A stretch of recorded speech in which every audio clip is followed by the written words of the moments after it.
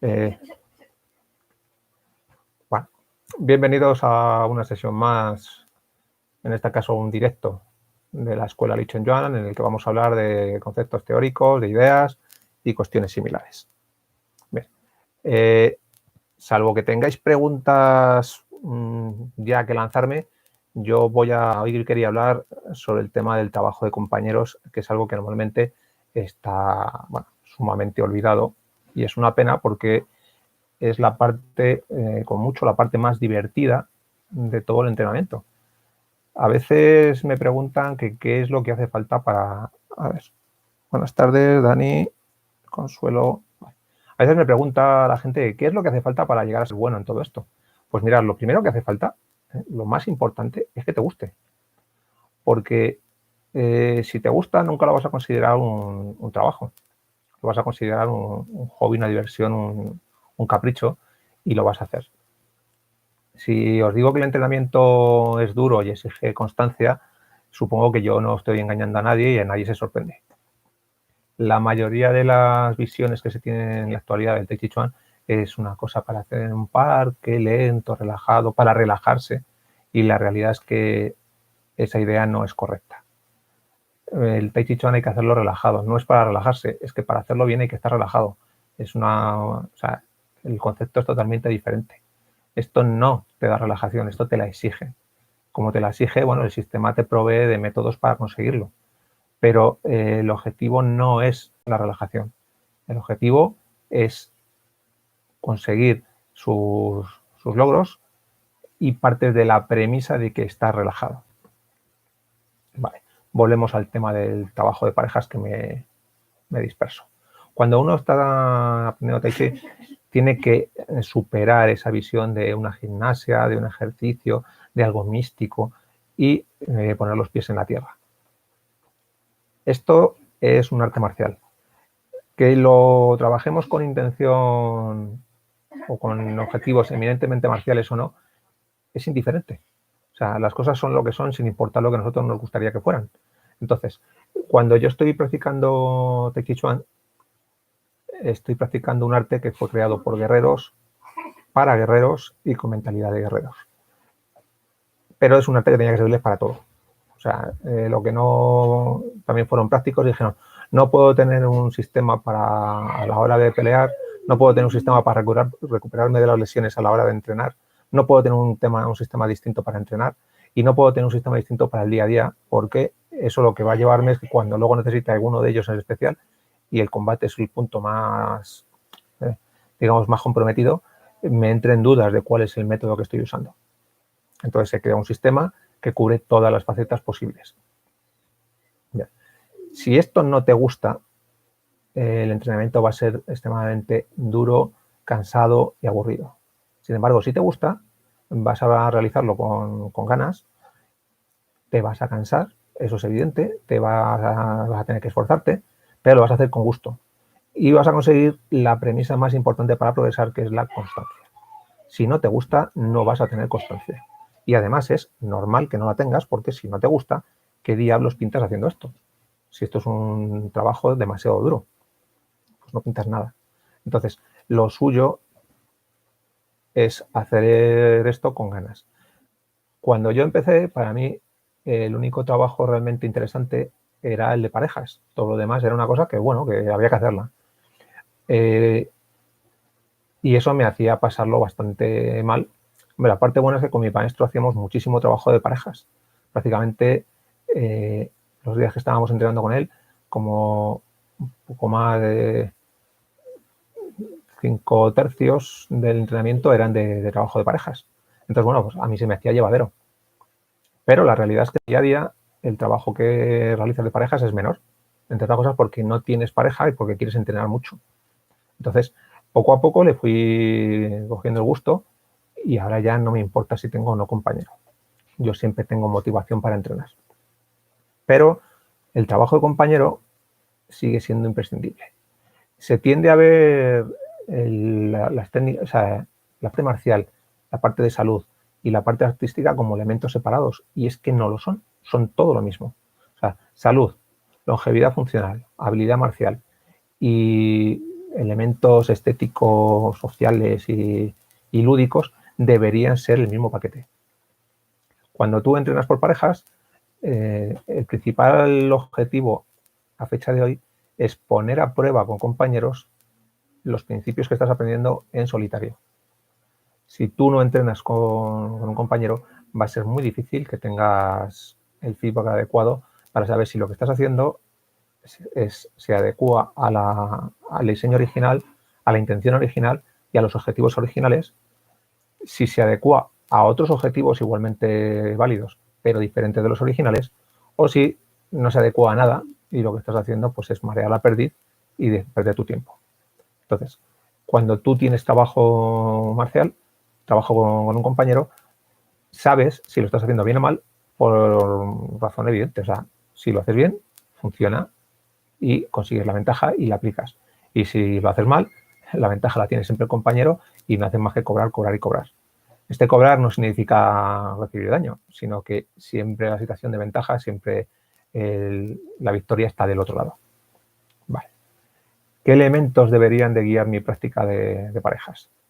Esto también es importante porque, de nuevo, mi impresión es que la tónica general de enseñanza de habilidades marciales no es la adecuada, sobre todo el orden de la enseñanza. Se trabaja muchísimo trabajo de forma, lo cual para mí es un error en los inicios. Lo que habría que trabajar es trabajo de base, técnica fundamental, cosas como Tai Chi Sao, Chi Kung básico y sobre todo Chi Pen Kung o técnica básica. Tomar un movimiento de la forma y repetirlo muchas veces y repetirlo de muchas maneras, trabajando pautado, trabajando libre, pero trabajando a partir de un solo movimiento y puliéndolo, entendiéndolo, viendo cómo se relaciona con los que ya sabes, en definitiva, sacándole todo el juego. Mientras que estás haciendo eso, no antes, o sea, no después, mientras, debes de estudiar su función. Esto se hace con un compañero. Si tú tomas un movimiento como, no sé, acariciar la crin del caballo salvaje, en el que aquí no se me ve. Vamos a ver si puedo tomar un poquito. Luego separo las manos de esta manera. Bueno, pues eso tiene un objetivo y hay que saber cuál es. Normalmente lo que hago es, lo puedo utilizar como golpe, lo puedo utilizar como derribo. Los usos pueden ser variados, pero tiene que ser eficiente, tiene que ser eficaz. No tiene que implicar un uso de la fuerza desmesurado, sino por el contrario, basarse en un cuerpo conectado, en la adherencia, en la suavidad, en utilizar la ventaja de la posición, la ventaja de la técnica, de la estrategia y la ventaja de nuestro entrenamiento de conexiones corporales por encima de nuestra ventaja de juventud, de velocidad o de fuerza. Cuando tú estás trabajando esto, de forma inmediata, sobre todo si te enseñan bien la técnica y la puedes repetir, como os digo, de forma inmediata aprendes a diferenciar de si lo estás haciendo bien o lo estás haciendo mal. Y a partir de ahí todo es mucho más fácil, porque cuando tú ya sabes que lo que estás haciendo es correcto, es muy fácil trasladar ese conocimiento al entrenamiento en solitario, al entrenamiento con parejas, al entrenamiento de técnica básica, al entrenamiento de forma, al entrenamiento de Chi Kung. Todo acaba, ese trabajo de parejas acaba alimentando y dirigiendo a todos los demás. No es que ese sea el importante, ni el objetivo final, ni el más prioritario, sino que es probablemente el primero que te da información válida para saber si estás haciendo las cosas bien o mal. Bueno, tenemos aquí a Paco, hombre. Bueno, es Paco. Pues como os decía, ese trabajo de parejas me va a informar de si estoy haciendo las cosas bien o mal. Por otro lado, a mí me gusta hablar de un tipo de trabajos. Esta nomenclatura me la he inventado yo, pero es bastante evidente. Lo que yo llamo ejercicios de descubrimiento. Yo tengo que descubrir cuál es el modo adecuado de usar mi cuerpo. Y esto muchas veces no es fácil. No es fácil porque lo único que tengo es la copia visual de lo que está haciendo mi profesor, mi maestro. Le voy a hacer la forma y le sigo. Él está haciendo cosas que no son visibles. El profesor está realizando ciertas conexiones, está girando sobre determinados ejes que no es fácil de... Eso es algo que no es fácil de distinguir visualmente. Se aprende mucho más cuando te tocan y te aplican esa técnica. En ese momento, la persona que te está enseñando te está pasando la sensación. Y realmente no hace falta que te explique mucho. Lo importante es que te permita sentir la sensación. Una vez que tú tienes la sensación, que cuando alguien le aplica una técnica correctamente, es una sensación avasalladora, es una sensación donde ves que hay una fuerza enorme que te aplasta, pero no notas que alguien está aplicando esa fuerza. Entonces, ese tipo de circunstancias son las que dices, ahí va, esta es la sensación que yo tengo. Y se produce un hecho muy, muy curioso. Cuando tú recibes una técnica realizada con estos principios de conexión, tienes sensaciones muy peculiares. Digamos que cuando alguien te empuja de una forma brusca utilizando la fuerza tensa, es molesto, ¿vale? Eso resulta muy desagradable. Cuando alguien te empuja y te manda muy lejos haciendo un empuje a base de conexión corporal, es una sensación parecida es una sensación de aceleración brutal, pero no sientes una agresión como tal. Cuando alguien te desenraiza simplemente con un toque, la sensación que tienes no es o sea, es un empuje agradable. No te sientes ultrajado, no te sientes violento, no te sientes amenazado. De hecho, oye, me lo haces otra vez, porque es que resulta hasta divertido. Cuando tú lo recibes tienes una sensación. Bueno, pues cuando tú repites el movimiento desde el otro lado, cuando tú lo haces y lo haces bien, la sensación que tienes también es diferente. Y esa sensación es complementaria de la otra. El día que a ti te han hecho la técnica de girar hacia atrás, Luis, te hacen un Luis y tú sientes como que de repente te falla el suelo, te falla la fuerza, de repente hay algo que es como si te estuvieras cayendo y no sabes por qué. Bueno, pues cuando tú lo haces correctamente, sientes algo que no es eso, pero que en el mismo momento en que lo haces, sabes perfectamente que es la complementaria de la que tú sentías antes y que estás haciendo un Luis correcto. Si solo me hubiera pasado a mí, pues os diría que soy así de raro. Pero a todo el mundo que entrena le acaba pasando. Que aprende por la sensación y no por la imitación del gesto. La imitación del gesto te encarrila, ¿vale? Sin eso sería muy difícil. Pero lo importante es copiar la sensación. Este no es un arte de técnicas, es un arte de sensaciones. Por eso es tan difícil de aprender. Porque la sensación te la tienen que pasar. ¿La puedes aprender mirando? A lo mejor. O sea, yo no puedo decir que todo lo que sé me lo han enseñado. Hay cosas que las he descubierto yo entrenando. Pero sí tengo muy claro que si no me hubieran dado las primeras sensaciones, podría haber incluso descubierto cosas muy buenas y haberlas pasado por alto porque no tengo ese criterio que me da el haber trabajado con alguien que me pase la sensación para decir que estas son las buenas o estas no cuentan. ¿Vale? Entonces, el trabajo de parejas vuelve a ser importantísimo para del profesor al alumno y alumno-profesor para poder tomar la sensación, transmitir y adquirir la sensación adecuada. Y luego entre compañeros para potenciarla. Una vez que yo empiezo a distinguir las sensaciones adecuadas, viene la siguiente parte, que es que yo las pueda repetir voluntariamente. Por desgracia no vuelve a ser las cosas funcionan de otra manera. Tú estás entrenando y de vez en cuando suena la flauta y haces una técnica perfecta. El resultado es evidente porque el compañero pues experimenta algo que no esperaba, o sea, sale volando, se ve aplastado por la fuerza o de repente has conseguido generar una potencia que no era previsible. Resultados fuera de lo normal. Y en ese punto es cuando tú ves que algo has hecho. Si has estado atento, y esto es muy importante, atento a tus sensaciones mientras lo hacías, dices, esto que he sentido es lo que tengo que conseguir. No el resultado. El resultado va a venir dado por hacer lo que estoy diciendo ahora, perseguir la sensación. Pero no intentes copiar el resultado. Lo que ha hecho que el compañero reciba una técnica espectacular no ha sido la secuencia visual de movimientos, sino la secuencia de conexiones en tu cuerpo. Cuando tú consigues esa secuencia de conexiones, que puede no estar siguiendo el mismo patrón visual que utilizaste al principio, pues la técnica vuelve a funcionar. Entonces, siempre estás en la misma idea. Estoy repitiendo mi sensación, no tanto mi técnica. Una vez que adquieres esta idea, ya te guías siempre por la sensación. Si te enseñan algo que no cuadra con la sensación, no significa que esa enseñanza esté mal, significa que tú no lo estás haciendo bien. ¿Qué es lo que tienes que hacer? Seguir con ello intentando que tu cuerpo se acople de la forma correcta para volver de nuevo a generar esas sensaciones. Esto las primeras veces cuesta mucho porque el día que tienes suerte, consigues la primera sensación verdadera, por así llamarla, y dices, oye, va, esto me gusta. Y tarda un tiempo en volver a repetirse, porque normalmente esto es como la idea aquella de un reloj estropeado siempre da la hora correcta 2 veces al día. Bueno, pues tú por error caes en la técnica buena. O sea, estadísticamente alguna vez tenías que acertar. Pero como estás, ya sabes a lo que persigues, sabes lo que te interesa, te empiezas poco a poco a enfocar. Cuando tú trabajas con un compañero y ya tienes razonablemente el tipo, por lo menos reconoces la sensación adecuada. No es que la puedas repetir, la reconoces. Te pones a entrenar con el compañero y de vez en cuando te acercas a esa sensación. Y lo que tú haces es utilizarla como guía. Entonces, para conseguir ese tipo de sensaciones, la práctica más interesante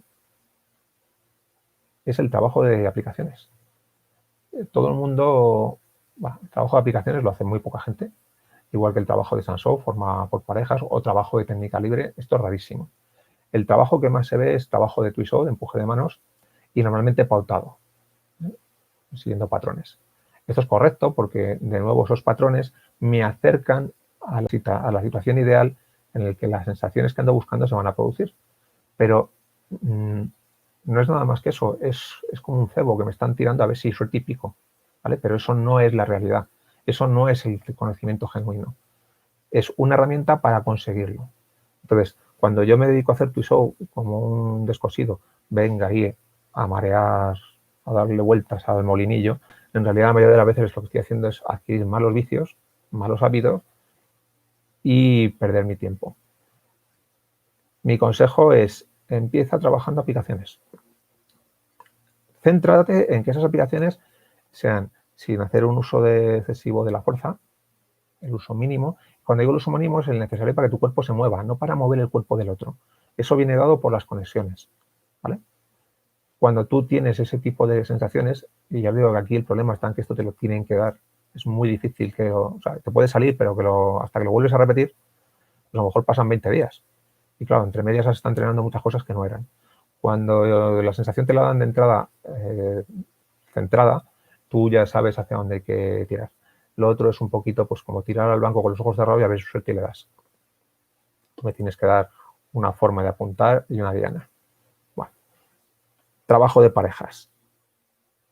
Sin esperar demasiado, sin que sea lo prioritario. Para mí el prioritario sería el trabajo de parejas. Empezaría con los patrones de twist-out. Patrones, no trabajo libre. ¿Por qué patrones? Porque de nuevo lo que hacen los patrones es, mira, tengo todo el espectro de técnico, ¿vale? De la A hasta la Z. Bueno, cada una de las técnicas va a ser una letra, ¿vale? Pues la letra L, podría ser, no sé, la técnica de cepillar rodilla. La técnica L, o cepillar rodilla, barre un rango del espectro de posibilidades de aplicación del cuerpo. En ese espectro es casi seguro que cualquier cosa que yo haga con la técnica de cepillar rodilla me vaya a funcionar bien. Y que la técnica de cepillar rodilla trabajada con las conexiones sea eficiente. Después de la L me viene la M. No están así, ¿vale? Están solapadas. Están así. Ahí se ve. De aquí a aquí es la L, de aquí a aquí es la M y veis que hay una zona común, ¿vale? No es exactamente así, o sea, no es una técnica justo detrás de la otra, pero siempre hay más de una opción para hacer las cosas, porque normalmente las posibilidades tienen un margen de solapamiento. Entonces, lo que yo quiero es entender todas esas relaciones y por eso la forma tiene múltiples técnicas y por eso yo debería haber un número significativo de ejemplos que le den un barrido a las posibilidades. Ese barrido no han de ser puntos en una línea, no es la línea. Lo que yo tengo que hacer es conocer razonablemente puntos de esa línea para identificar la línea de trabajo correcto. Y luego, cuando tenga que aplicarlo en una situación real, y esto no significa necesariamente pelear, significa usar mi cuerpo conectado, ya sea desde un punto de vista marcial, ya sea desde un punto de vista de uso funcional del día a día. Intento acoplarme a esas sensaciones. Técnica de pareja, twist-out pautado, ¿qué me viene después? Pues trabajo de twist-out libre.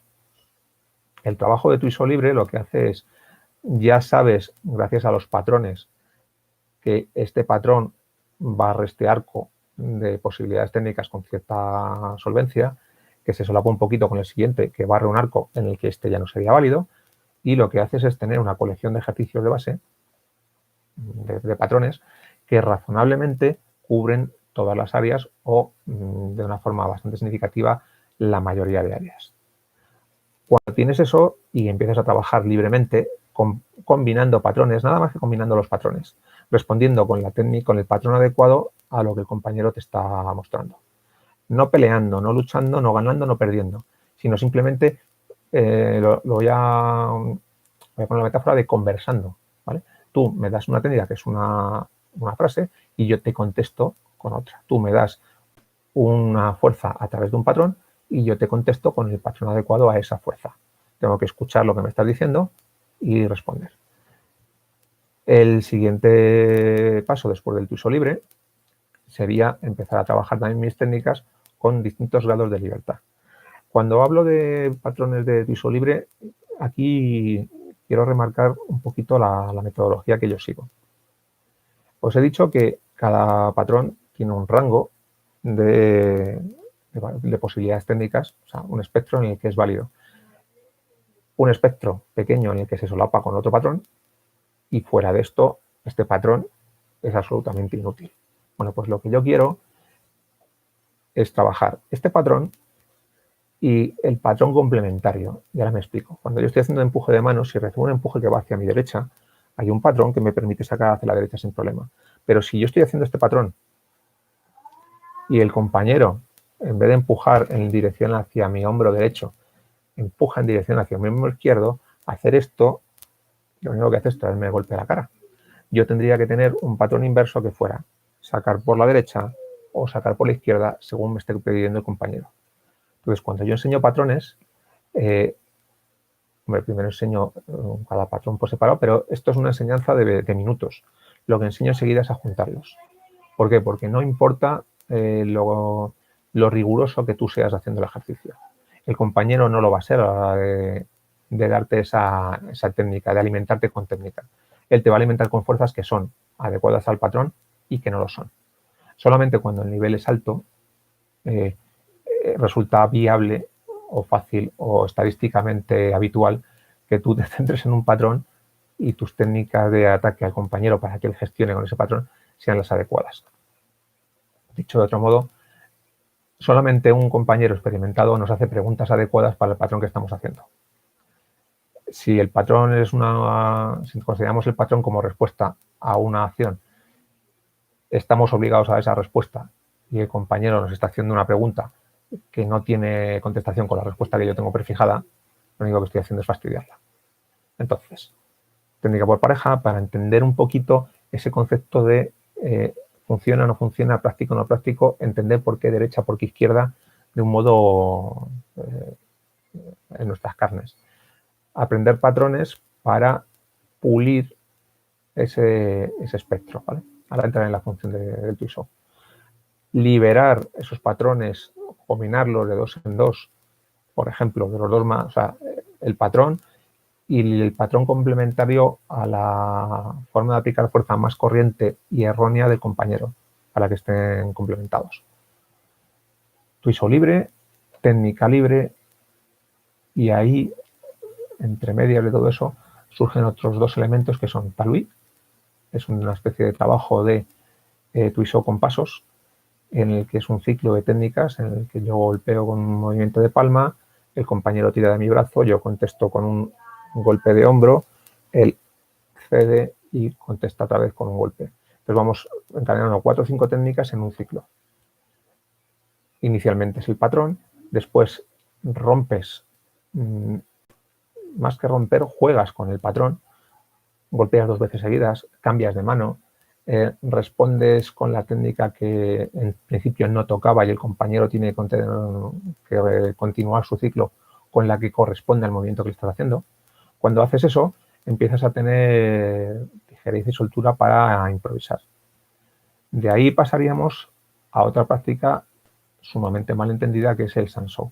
Sansó es una forma que se realiza por parejas, en la que es una coreografía. Yo tengo la coreografía de este lado, mi compañero tiene esta, y da la casualidad que unas encajan con otras, me hacen así, y a tu técnica le corresponde la mía, que a la vez alimenta la tuya, que alimenta la mía, y encadeno una serie bastante larga de técnicas. Esto se suele hacer mucho por su efecto estético y visual, ¿vale? Queda bonito, queda elegante, pero raramente se utiliza de una forma práctica. Y es una pena porque este es un trabajo tremendamente útil. Sansou lo que te hace es, si yo me vuelvo al tema este del espectro de la técnica, yo tengo una técnica que cubre todo este espectro, ¿vale? Pero lo que yo estoy haciendo en realidad no es usar todo esto, sino esta es mi técnica y tengo que colocarla dentro del espectro en el que funciona con respecto al punto en el que tú me lo estás aplicando. Claro, esto sería no hacer así, sino que si yo puedo trabajar en esta zona y tú puedes venir por aquí, que yo siempre coincida. Esto es muy difícil. De hecho, cuando no lo consigues, te ves obligado, abocado a utilizar resistencia, fuerza, velocidad, imponerte físicamente. Cuando tú realmente consigues acoplarte perfectamente a la técnica del compañero, no luchas, sino que la utilizas. Desde un punto de vista teórico es ideal. El único problema que tiene esto es que eso es de un punto de vista teórico. Hacerlo en la práctica es difícil, pero no es imposible. O sea, se puede hacer. Te saldrá más o menos veces, te costará más o menos, pero desde un punto de vista estadístico es posible hacerlo. Entonces yo me centro en trabajarlo. Cada vez que yo estoy trabajando Sansou sé que me va a venir un puñetazo que yo tendré que defender de una forma determinada. Pero ese puño puede venir un poquito más arriba, más abajo, más profundo, desde un poquito más lejos, de un compañero más alto, más bajo.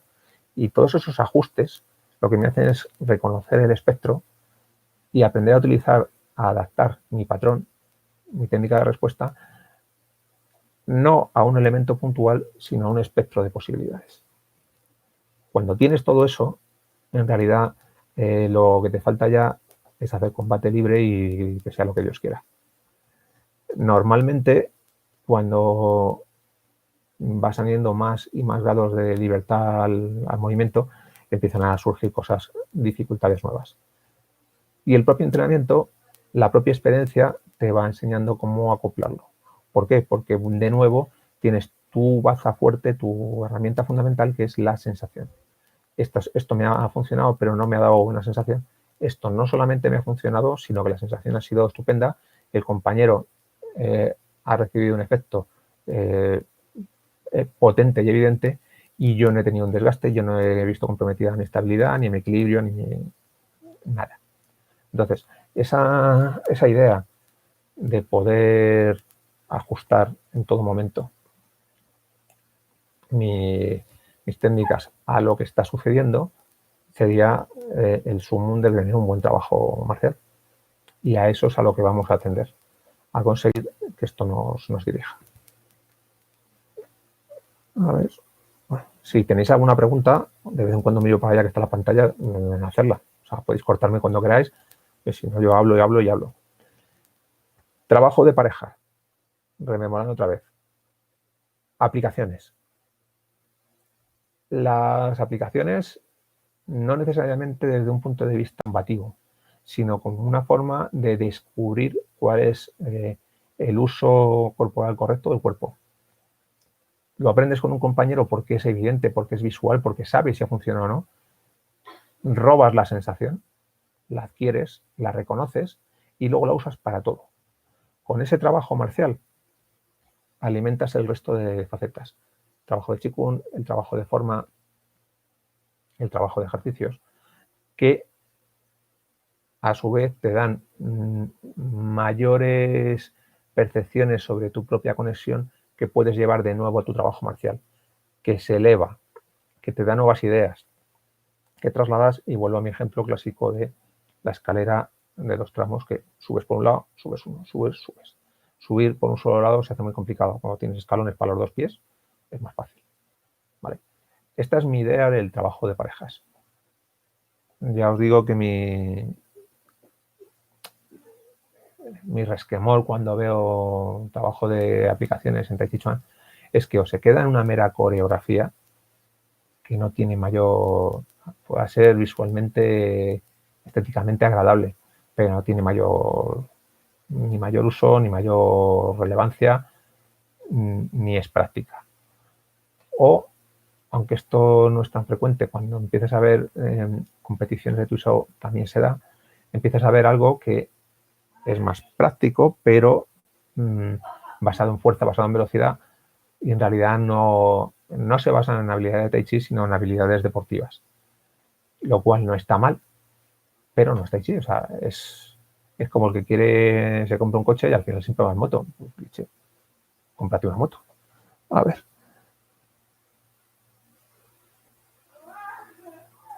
Bueno, Charlie está diciendo, ¿estás de acuerdo con quienes dicen que cuando el que está enfrente te quiere partir la cara, todas las artes marciales se acaban pareciendo?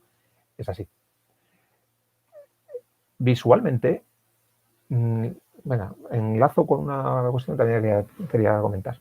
Las técnicas, tal y como te las enseñan, son todas bastante estúpidas. No son aplicables. A nadie le lanzan un puño que se quede ahí. A nadie le lanzan un puño claro. Normalmente hay amagos, normalmente no avisan. A nadie le atacan siempre de frente con preparación. Tú lo que recibes es un ataque más o menos prefijado dentro de un rango para que tú aprendas a identificar en ese rango y te ajustes, ¿vale? Las técnicas son elementos educativos. Ni son útiles para pelear, ni tienen por qué serlo, como tal, ¿vale? O sea, la técnica de cepillar rodilla, una mano abajo, la otra cepilla y empuja. También en la que yo hago el... Espera, ¿dónde estás? Agarro aquí en el pico y empujo con la otra mano. Esto no tiene sentido, ¿vale? Esta mano es un trabajo, esta palma es otra, pueden trabajar juntas, pero raramente vas a aplicar una técnica exactamente igual que en la forma. Porque la forma intenta cubrir muchos aspectos de golpe, ¿vale? Te expone a un sector, de aplicación técnica, pero ya te digo, es un sector muy amplio y tú tienes que aprender a ajustar. Y en este ajuste es donde llegamos a eso, que al final todas se parecen mucho, porque el ajuste en realidad se limita a muy pocas cosas. Tú ajustas tu distancia, tú ajustas tu tiempo, el ritmo al de tu rival, tomas la ventaja y aplicas lo que puedes. Los que tienen experiencia marcial esto les resulta evidente, pero tú cuando estás peleando no piensas lo que vas a hacer. Es como cuando estoy hablando. Si yo voy a dar un discurso me lo puedo preparar, pero si yo estoy teniendo una conversación no me la puedo preparar, no sé lo que me vas a preguntar. Tengo que improvisar sobre la marcha a lo que tú me estás diciendo y que esa improvisación sea coherente, sea lógica y eficiente, o sea, de respuesta a lo que me estás preguntando o lo que me estás diciendo. Bueno, pues cuando haces un trabajo marcial es exactamente igual. Hace años estuve dando un taller en los encuentros del retiro sobre aplicación marcial real. Entonces la gente se quedó un poquito así, ¿no? Qué bestialidad, porque me limité a hacer muy pocas cosas. O sea, la primera era evade su técnica, su agarre, su puñetazo, su patada, agarra sus pelos con las dos manos y estréllalos contra el suelo. O sea, rompe su cabeza contra el suelo. Ya está. Ese es un movimiento que está en la forma. O sea, no deja de ser un Louis largo, agarro tu cabeza y vengo hacia abajo.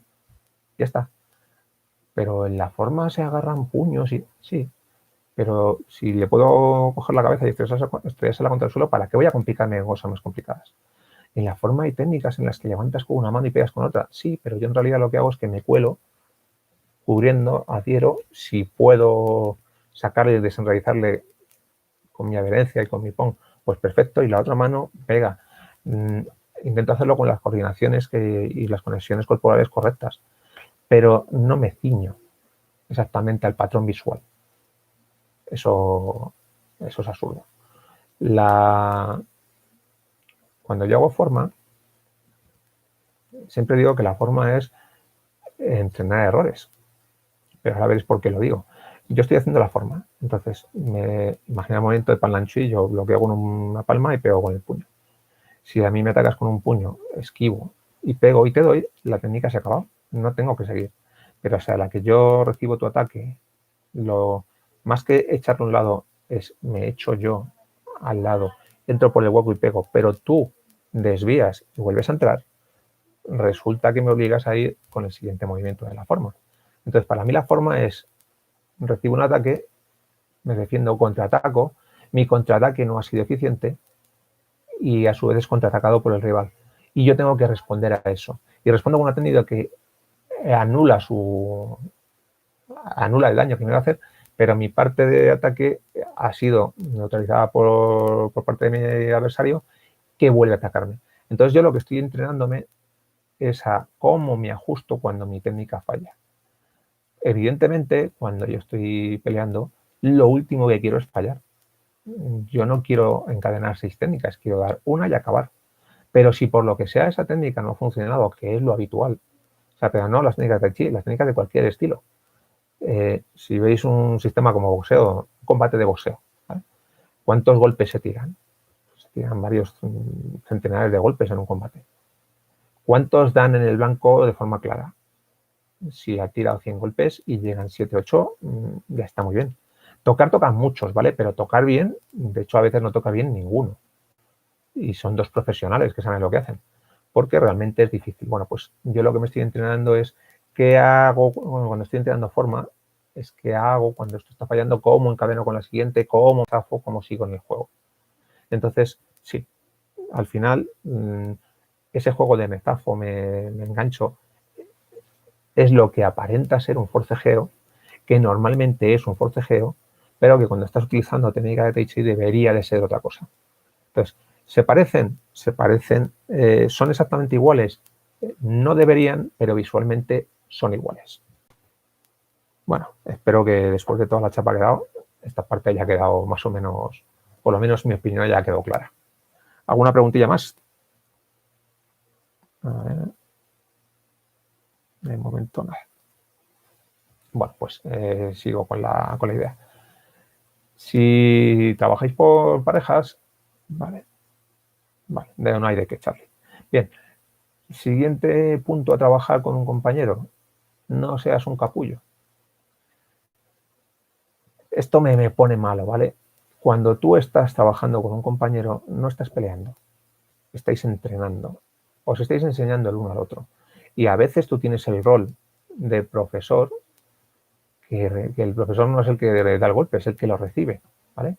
Yo te ataco para que tú hagas una técnica y te doy una entrada limpia, clara, para que a ti, que eres el alumno o eres el que está haciendo la técnica ahora, cuando digo profesor y alumno, puede ser entre 2 compañeros, ¿vale? O sea, lo va cambiando. Ataco, bueno, pues soy tu profesor, que me expongo para que tú puedas aplicar la técnica correcta. Cuando tú ataques, tú eres mi profesor, que me hace una pregunta, que me pone un ejercicio para que yo pueda entrenarme. Lo que no tiene sentido es que el profesor ponga un ejercicio que no se puede resolver. Y esto es sumamente común.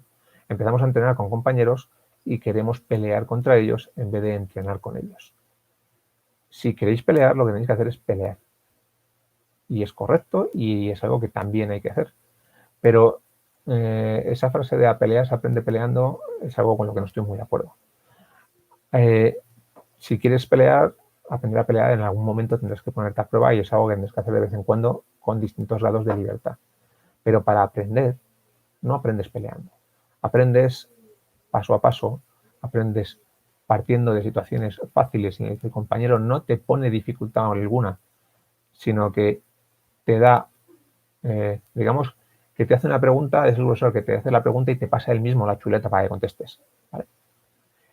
No importa que yo te pase la chuleta, tendrás que contestar. Aunque tengas la respuesta escrita, tendrás que leerla. ¿Vale? Bueno, pues ese es el trabajo de técnica. Siguiente nivel. Los dos tenemos un nivel en el que ya esto te hago la pregunta con el libro, ya está superado. Te hago preguntas de algo que ya hemos estudiado, no te hace falta el libro, y entonces le añadimos un cierto grado de libertad a lo que estamos haciendo, pero dentro de lo que ya conocemos. Perfecto, esto sería como si en un examen te fueran a examinar de alguno de los ejercicios que has hecho durante el trimestre. Pues si te sabes todos los ejercicios ya has aprobado. ¿Eso te capacita para ser ducho y hábil en la materia que has estudiado en cualquier circunstancia? Ni de casualidad. Pero te va abriendo puertas. Vale. Siguiente paso, de forma consensuada siempre, se van incorporando grados de libertad y de dificultad en la técnica. Yo voy a atacar con el puño, pero puede ser el puño derecho o el puño izquierdo, o puede ser arriba o abajo. Y si es arriba, va a estar muy claro dónde voy a ir, si es abajo también. Y tú lo único que tienes que hacer es aplicar una de las dos técnicas prefijadas que tenemos, pero tienes que saber identificarla a tiempo y utilizarla correctamente. No puedes estar arriba o abajo, no, no. Cuando viene, identificas arriba o identificas abajo. ¿Eres capaz de hacer eso? Ahí el compañero ya tiene un cierto margen para pinchar, ¿vale? Ahí sí tiene que ser un poco molesto. Pero está feo que haga amago arriba y abajo. Hasta que el nivel que corresponda sea el de valen amagos. En ese punto se considera que tú estás capacitado para responder a esa situación. Por supuesto, cuando a un alumno le hacen un examen en el colegio, le hacen un examen porque se supone que el profesor ha enseñado la materia y el alumno ha tenido la oportunidad de estar preparado para el examen. Si te pone un examen que no es de tu nivel, el profesor es un capullo. Está yendo en contra de las normas más elementales de didáctica. Pero si pone unos problemas, un examen, al nivel de lo que ha enseñado, lo puede poner dentro de su nivel, tan difícil como quiera. Mientras que no se salga del nivel en el que estás, pues cuanto más difícil, mejor, de hecho. Pero que sea dentro del nivel. Cuando entrenéis con un compañero, diferenciar si estáis peleando o entrenando. Si estáis peleando, tenéis que ganar. Olvidaros de todo. Estáis ganando, ¿vale? Y de vez en cuando es algo que podéis probar y hacer. Vamos a ponerlo a prueba cuando tú no te dejas, a ver qué pasa. Lo normal es que falles, ¿vale? Pero puede ser que no, que le vayas cogiendo el truquillo y digas, mira, incluso con tu nivel de dificultad añadido, resulta que sigue estando dentro de mi capacidad. Así que, el 80% de lo que tú puedas hacer está dentro de mi capacidad de respuesta. Y el otro 20%, pues me voy a entrenar, fallaré 20% de las veces, pero aprenderé de eso e iré mejorando mi habilidad, ¿vale? No seáis capullos. No le hagáis al compañero preguntas que no puede responder. Cuando estoy trabajando técnica con un compañero, me toca o ganar o perder. Cuando me toca ganar, tengo que ganar perfectamente. Esto es una cuestión de didáctica. En el aprendizaje, no en el examen, no en el puesta a práctica, en el aprendizaje, yo siempre tengo que ganar. Siempre que haga algo, tiene que ser de forma correcta y con éxito. Imagina que soy profesor, me pongo a hacer un ejercicio en la pizarra y me equivoco 5 de cada 20 veces.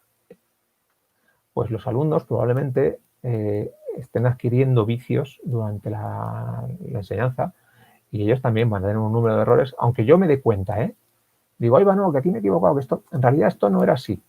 Olvidarlo, joder, he puesto toda mi atención en aprenderlo y ahora me pides que vuelva, que lo olvide, que lo borre y que vuelva a poner atención en algo que ya veremos si está bien o mal. Bueno, pues cuando estamos entrenando con un compañero es exactamente igual. No podemos estar equivocando al compañero. Al compañero le tiene que salir siempre bien.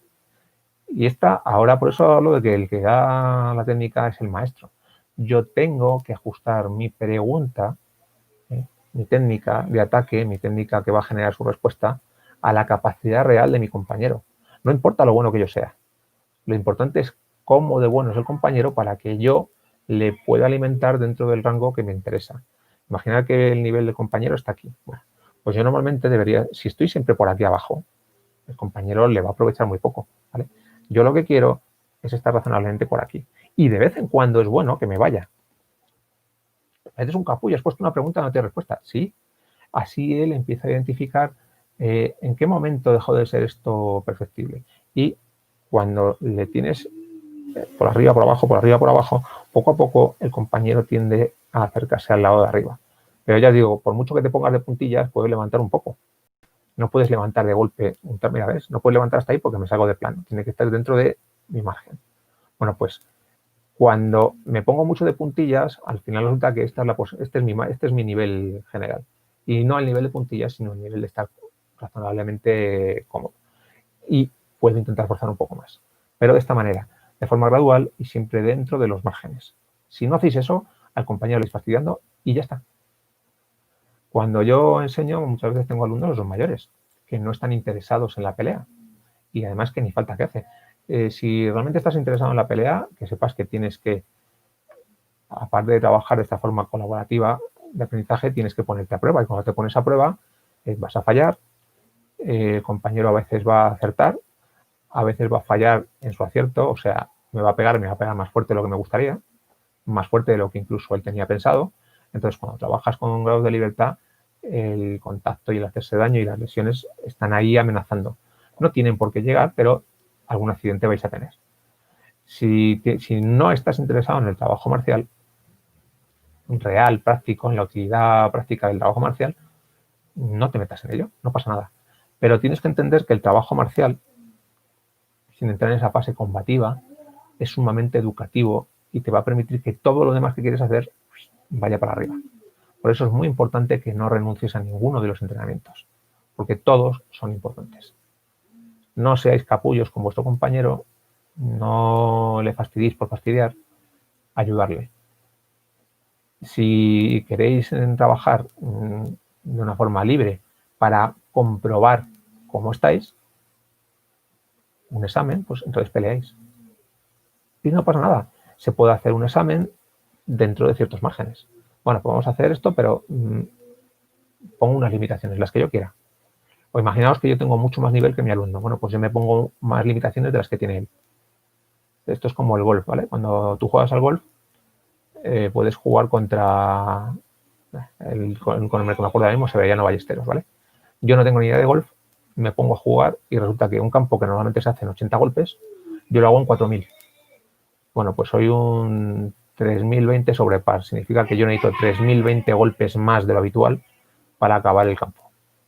Mientras que Severiano Ballesteros, en vez de hacerlo en 80 golpes, lo puede hacer el tío en 70. Él es un 10 bajo par en ese campo. Bueno, pues si él hace más, si él hace 71 golpes y yo hago 1320, gano yo, ¿vale? ¿Por qué? Porque yo soy el que con mi nivel lo he hecho mejor.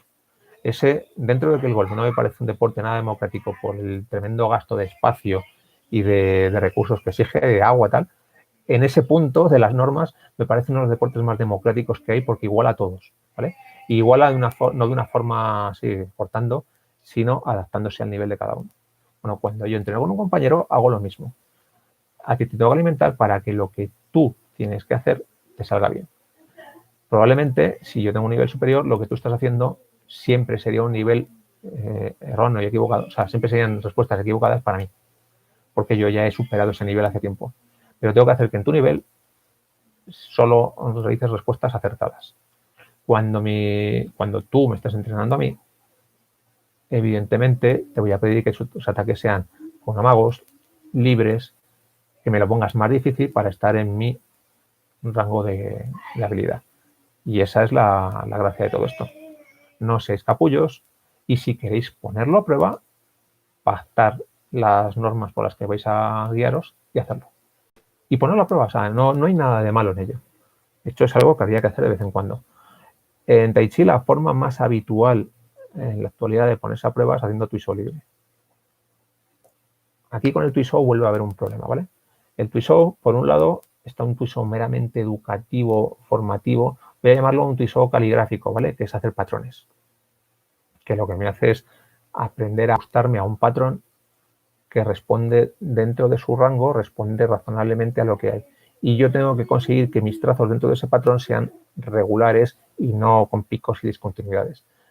En definitiva, que con mi patrón sea capaz de responder a cualquier cosa que esté en ese punto, en ese rango.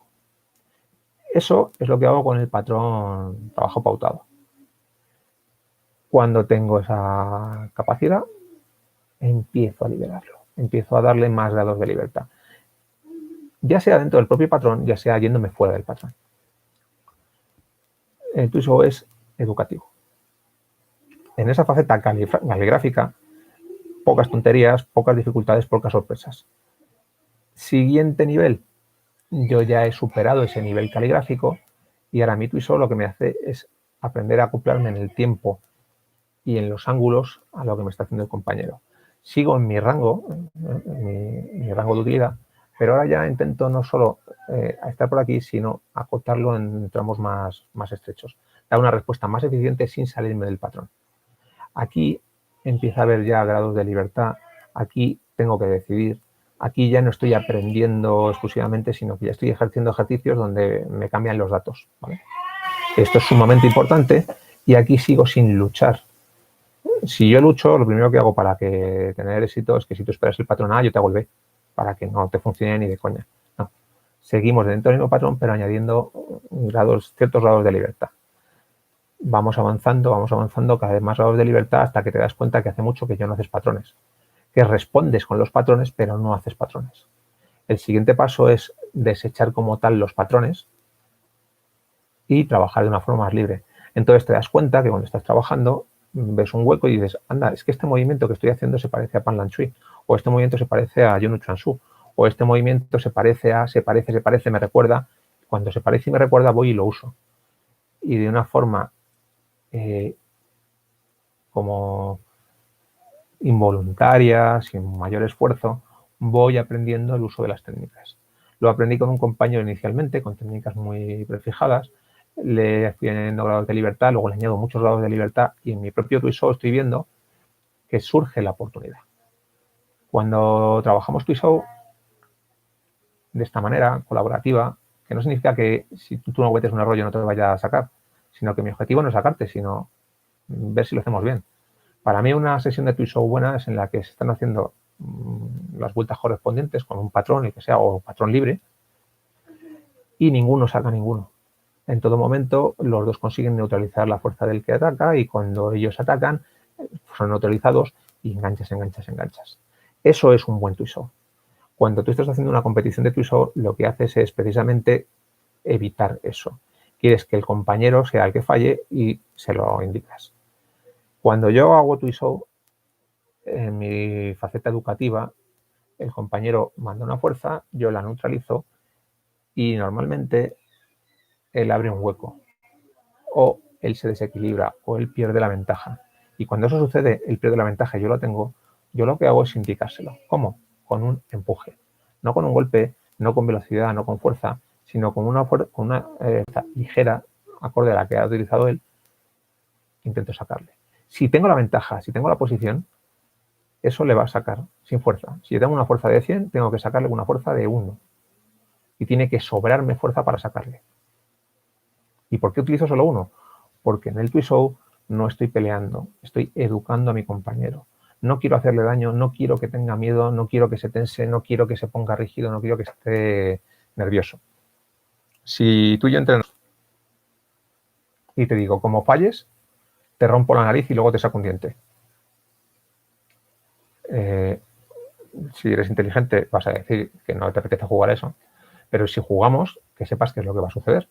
Tú me puedes hacer lo mismo. Es difícil que estemos relajados, tranquilos, atentos, en vez de nerviosos, tensos y crispados. Y a mí lo que me interesa es el otro estado. Así que en la práctica del Twisou me estoy entrenando en esa fase de recibo un ataque, lo neutralizo, adquiero la ventaja y ya está. Lo alargo en el tiempo, lo promociono que eso suceda de una forma permanente en el tiempo, no puntual, y me estoy entrenando en eso. Tengo que estar en un estado emocional que sea alejado de esa crispación.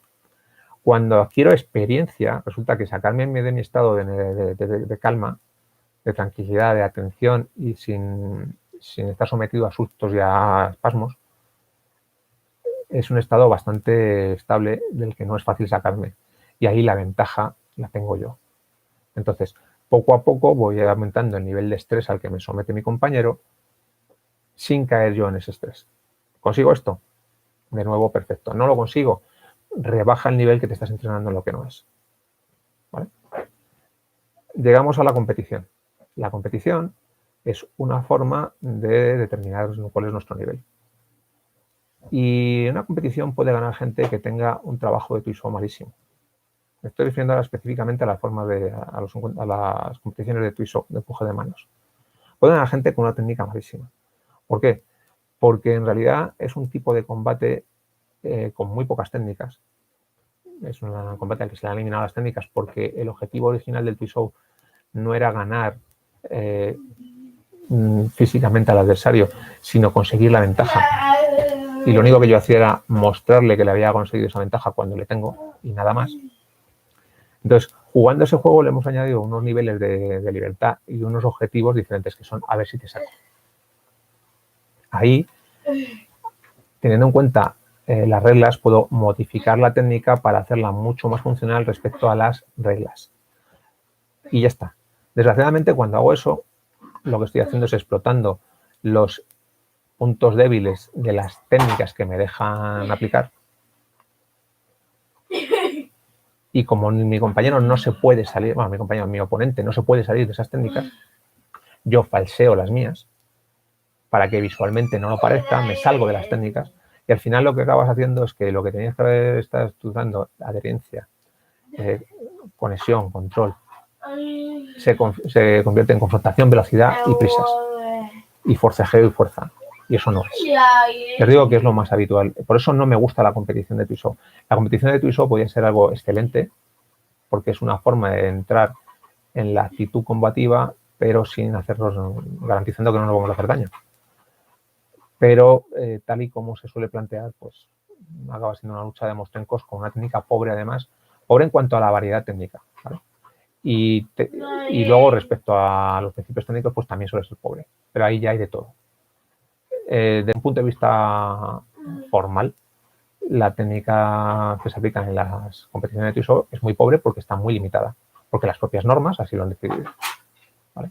Entonces, si se trata de hacer combate, yo no me parece que lo correcto no sería hacer competiciones de Twiso, sino competiciones de técnica libre, competiciones de sanda en la que te pones unos guantes, un casco y te pegas, o competiciones con poco contacto, pero no importa, libres, en el que valiese de todo. Y como no es el caso, pues entramos en criterios muy absurdos de gente que piensa que porque en su juego limitado de técnicas puede ser más o menos bueno, tiene algo y no lo tienes. Y es más, si encima cuando aplicas ese juego de técnicas limitadas, lo que estás haciendo es explotar huecos que al rival las normas no le permiten cerrar, pues entonces estás estudiando cosas que no valen para nada. Valen para ganar esas competiciones y nada más. Es muy típico en las competiciones de Twiso que el rival se te incline hacia adelante, separe mucho las piernas y entonces tiene una actitud como de cuña, las dos piernas aladas y echado hacia adelante de forma que todo su peso te cae encima. ¿Por qué lo hacen? Pues porque esta forma de usar el cuerpo es conceptualmente espantosa. Con las limitaciones técnicas que imponen las competiciones es muy ventajosa. Pero si me salgo, aunque solo sea un segundo de esa idea, estoy exponiendo la cara, estoy exponiendo genitales, estoy exponiéndome a recibir por todos los lados. Pero claro, es que aquí te podría dar en la cara ya, pero es que eso no vale. Bueno, te podría dar una patada, es que eso no vale. Entonces, como todas las respuestas lógicas no valen y las que puedo hacer desde las técnicas que sí que valen no están optimizadas para esos problemas que me estás generando, pues ves que hay gente que le va muy bien haciendo el burrico. Pero en realidad no lo están haciendo bien. Bueno, pues voy a ir terminando, voy a hacer el último resumen para dejar claras las ideas que quería expresar, ¿no?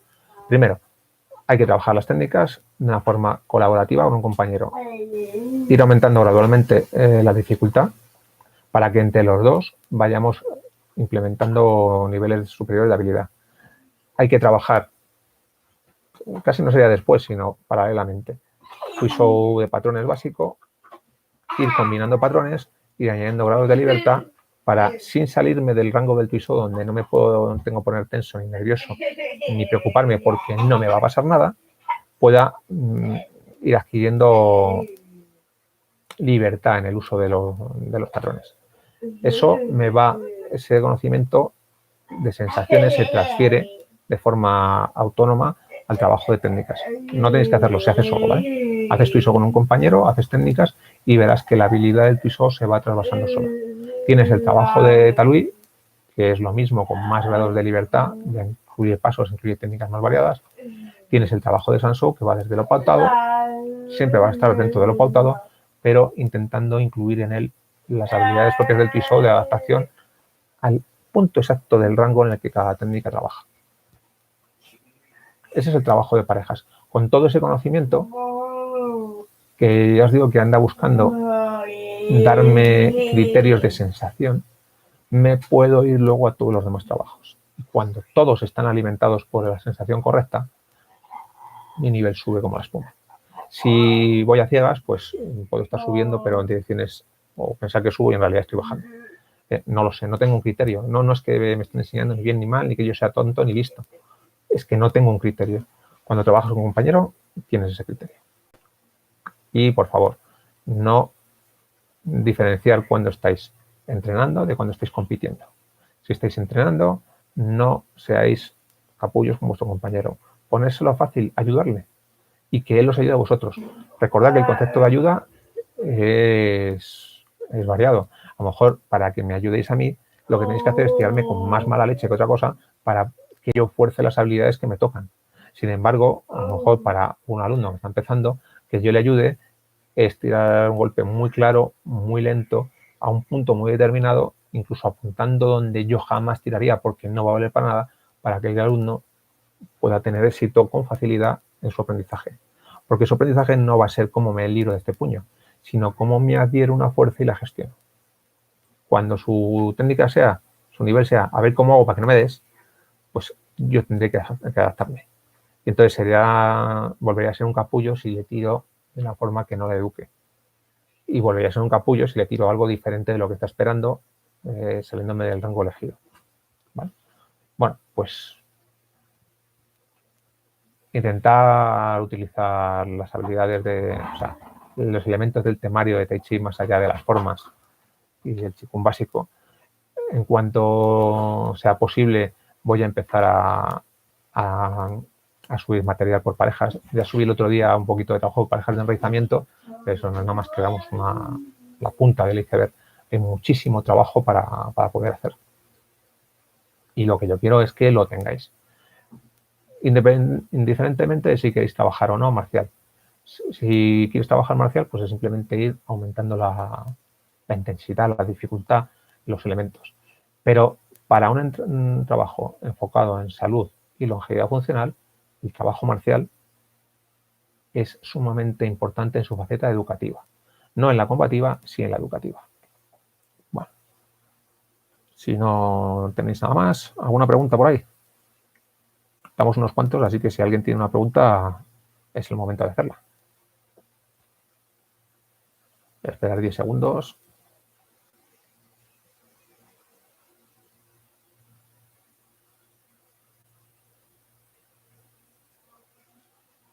Bueno, pues entonces lo vamos a dejar aquí. Muchas gracias por haber asistido a esta charla en directo de la Escuela Liu Chen Yuan. A ver, ¿cuántas horas a la semana es que hay que echar? ¿De entrenamiento por parejas o de entrenamiento general? Si me dices de entrenamiento general, lees todas las que puedas. Lo ideal es que entrenes todos los días. Un poco. Unos días más, generalizado. Bueno, pues todos los días. Eso no quita para que parte de tu entrenamiento pueda ser descansar, ¿vale? Yo desde hace ya bastantes años, desde que nacieron mis hijos, los sábados, salvo que tenga algo especial, no hago nada. Pero no hago nada de una forma, o sea, no es porque haya dicho, los sábados ahora ya me toco las narices, no. Los uso para recuperarme, ¿vale? Mi entrenamiento incluye un día de descanso. Y intento que ese día de descanso se cumpla razonablemente siempre. Pero no incluye 3, ni 4, ni una semana de descanso. Eso tampoco. Hay un día en el que yo descanso. A mí me parece que con 2 horas diarias puedes adquirir un nivel bastante bueno de casi cualquier cosa. ¿Queréis llegar a un nivel tremendo? Bueno, pues tengo un amigo que ahora, aprovechando las circunstancias, entrena entre 6 y 9 horas diarias. Cuando tenga que trabajar otra vez, pues se le va a acabar el chollo. Yo he tenido épocas así. En mi caso, teniendo hijos, es muy difícil que yo pueda disponer de tantas horas. Yo año horas, ¿vale? De donde las hay. Y de donde no las hay, pues también. De todo esto, ¿cuánto debe ser el trabajo dedicado a parejas? Pues inicialmente, al principio, no es que tenga que ser mucho, pero tiene que haber sesiones frecuentes, ¿vale? O sea, debería de tener a lo mejor, si entrenas 6 días a la semana, bueno, pues 2 de ellos al menos deberían de ser exclusivamente dedicados al trabajo de parejas, o si no exclusivamente, eminentemente dedicados al trabajo de parejas. Por ejemplo, mis compañeros y yo quedábamos, esto para que os una idea de cómo hemos estado entrenando durante muchos años, ¿vale? Quedábamos todas las tardes a las 3, entre 3 y 5 quedábamos. Unos llegamos a las 3, otros a las 5, según el día, y nos quedamos hasta las 8. Entonces, si yo llegaba a las 3 y me iba a las 8, eran 5 horas todas las tardes, de lunes a viernes. Y si llegaba a las 5, pues ya sabes, de 5 a 8, 3 horitas. O sea, entre 3 o 5 horas todos los 5 días a la semana. Vale. Pues teníamos, claro, en ese tiempo no hace falta que estés entrenando siempre lo mismo. Entonces teníamos nuestras 2 primeras horas dedicadas al trabajo de base, entre otras cosas porque me caía una hora de posturas sí o sí, eso todos los días. Entonces, bueno, pues más o menos 2 horas y pico dedicado al trabajo solitario, y después tomábamos 2 técnicas y las repetíamos durante a lo mejor 1 hora, hora y media con un compañero, analizando contras, analizando variantes, y ese análisis surgía de lo que iba pasando. Si te pegan 3 golpes, aunque sean flojitos, pero 3 veces con la punta así del dedo en el mismo puntito, al final ese punto, en cuanto te tocan con un dedo, te duele. Entonces, debes venir, aunque tú quieras recibirlo poniéndoselo fácil, como, o sea, fácil y no siendo un capullo y poniéndoselo, dándole exactamente lo que necesita. Pero es verdad que cuando te han pegado 7 veces en el mismo sitio y ya duele, y inconscientemente, involuntariamente, tú cambias. Y ahí le obligas a cambiar. Entonces, esa era una forma en la que nosotros fuimos añadiendo esos grados de libertad involuntariamente. No nos queríamos salir del patrón y nos salíamos lo mínimo posible, influenciados por el reflejo de ahí, que me duele. ¿Vale? 5 horas diarias, pues claro, te dan para mucho. 3 horas diarias te siguen dando para mucho. Si vas a tener sesiones muy largas de varias horas, pues haz de todo ese día. Pero si solo vas a estar, por ejemplo, 1 hora, pues estaría muy bien que un tercio de esas secciones fueran exclusivamente trabajo de parejas.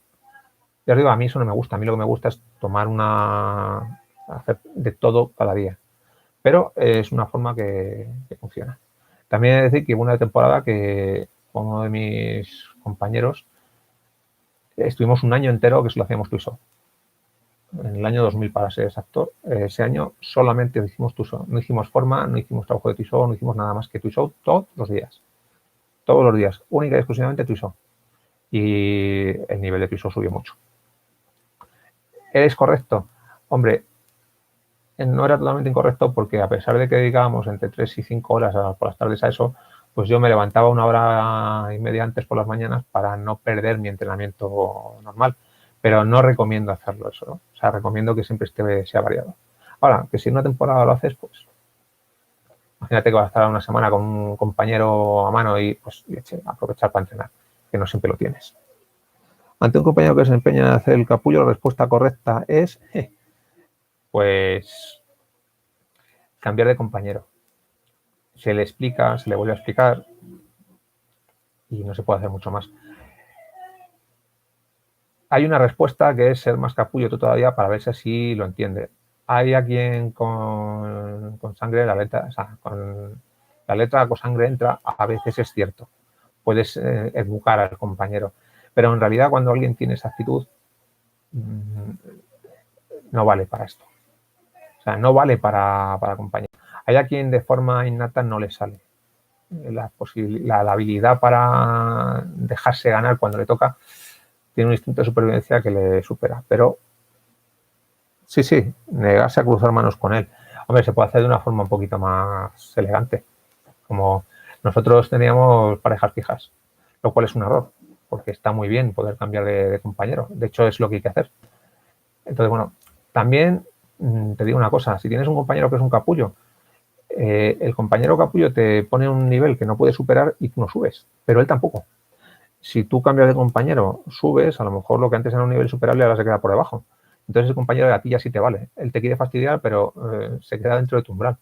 Entonces no está de más trabajar de vez en cuando con compañeros así, pero que sepáis que no es una... O sea, es de ese tipo, es como esas cosas que puedes comer de vez en cuando, pero que no te conviene comer demasiado porque no te van a sentar bien. Pero que de vez en cuando, pues una cierta cantidad, eso está recomendable. Si vas al profe, qué cachondo. Pues sí, si vas al profe, si el profe soy yo lo digo, pero antiguamente a lo mejor lo hubiera sacado más la mano. Ahora es que no me parece que sea lo correcto. Cuando yo adquirí realmente nivel fue cuando decidí que ciertas cosas no las iba a hacer. Estoy hablando del año 2000, que es cuando, a raíz de este año que dedicamos exclusivamente a hacer pre-show, yo cambié radicalmente mi forma de entrenar. Gracias al trabajo de parejas descubrí muchas cosas que hasta ese momento estaban ahí, pero que no les había dado la oportunidad de saltar a la vista. Ahí lo hicieron. Entonces me di cuenta que tenía que trabajar esa conexión corporal, que no podía centrarme en velocidad, fuerza, resistencia, sino en otras habilidades. Y tomé una decisión consciente que fue, me importa una mierda si me parten la cara, pero yo no voy a utilizar fuerza contra fuerza. En cuanto empecé a hacerlo, empecé a recibir muchos golpes, porque claro, aunque tenía muy claro lo que quería hacer, no me salía muy bien. Pero en poco tiempo, y estoy hablando de un mes y medio, empecé a tener más éxitos que fracasos. Y entonces los que tenían problemas eran los compañeros que intentaban utilizar la fuerza contra mí porque la estrategia que yo usaba era mejor. Es más difícil de aplicar porque va contra tus instintos primarios, tienes que hacerlo, no puedes luchar de forma instintiva, tienes que utilizar una forma adquirida, potenciando la expansión frente a la contracción, la relajación frente a la tensión de la rigidez del miedo y del susto, pero empieza a funcionar. Ahora, eso sí, yo cuando estaba entrenando, de vez en cuando surgía, o sea, brotaba el instinto original de tensarme y de usar fuerza contra fuerza, y entonces yo me decía, no, eso no vale. Y en ese tiempo el compañero aprovechaba y me sacudía. Entonces ese año, esos 2 primeros meses del año 2000, o sea, cuando empecé a pensar así, recibí mucho más golpes que en los otros 10 años anteriores. Pero después de esos 2 o 3 meses de aclimatamiento, o sea, después de las primeras 2 semanas, ya empecé a recibir muchísimo menos. Y después de 3 meses recibía muchísimos menos de los que recibía en los 10 años anteriores, que ya eran pocos. ¿Vale? Pero bueno, pues esa es la idea. Hasta que tú no cambias tu actitud, poco hay que hacer, poco se puede hacer. Yo te puedo decir, esto es malo, no lo hagas así, hazme caso, pero es que no lo voy a hacer yo, lo tenéis que hacer vosotros. Y si no lo hacéis vosotros, no hay nada que hacer. Y ese vosotros me incluye, o sea, yo perdí 10 años de mi vida en no aceptar esta idea. A mí mi maestro me lo decía desde el primer día, pero no me lo... O yo intelectualmente me lo creía, pero mi cuerpo decía, ya, pero es mejor que me ponga así, porque el problema está que funciona. O sea, trabajar de esa manera es eficiente. Tiene un techo, pero normalmente ese techo es difícil de superar por un compañero que intenta hacer las cosas de una forma colaborativa. Pero cuidado, eso tiene el techo y lo otro tiene el techo muchísimo más arriba. Entonces, al principio, uno que está trabajando aquí, que de entrada ya podía su techo, pues le va muy bien. El problema es que cuando quiero hacer lo otro, mi techo baja y estoy aquí abajo, y aquí abajo, pues tengo tentación de volver aquí, que me sale mejor. Mantente en este techo, que este techo irá subiendo y pasará al que tenías antes. Tenéis que tener confianza, esto pasa. Aquí es un acto de fe, pero vamos, es un acto de fe que de verdad que no requiere una fe infinita. En unos meses está solventado. A mí lo que me costó no fue que me saliera, fue creérmelo, ¿vale? Esto lo de, ¿cuánto tardaste tú en ser un buen cristiano? En ser un buen cristiano tardé 1 minuto, que fue decidirlo. En decidirlo tardé 85 años. Lo fui en el último minuto de mi vida, cuando me arrepentí de todo lo demás. No esperéis al último momento, ¿vale? O sea, hacedlo ya. Intentar trabajar de esta manera, adquirir este hábito, porque la verdad es que es muchísimo más eficiente. Pero sí es cierto que para que os funcione bien al principio necesitáis un compañero que, si su nivel está aquí y el vuestro, que estaba aquí, abajo aquí, sea capaz de bajar aquí para ayudaros a subir. Si siempre está aquí, os está aplastando y nos ayuda. Bueno, ahora sí, vayamos ya a 1 hora y cuarto de directo. Vamos a cortar aquí. Espero que os haya resultado interesante. Ya sabéis que si tenéis algún... Ahora voy a editar, este vídeo lo voy a editar deprisa, como 1/4 de hora estará subido. Y es que yo no sé si podéis ver comentarios. Yo sé que os sale aquí en este lado de la pantalla, os salen los comentarios de lo que vais diciendo. Pero no sé si abajo del diálogo podéis escribir o no, no lo sé. Esos serían los que luego se quedarían, ¿vale? Si podéis escribir ahí. Y si no, pues bueno, podéis mandarme en cualquiera de los otros vídeos o más tarde un comentario que ya leeré para próximos vídeos tratar el tema que os interese. Si os interesa cualquier tema, pues proponerlo. Pues nada más, muchas gracias a todos por haberme acompañado en esta charla sobre Tai Chi Chuan, trabajo de compañeros según mi visión dentro de la escuela Liu Chen Yuan. Recordad nuestro lema, ande no ande, expande.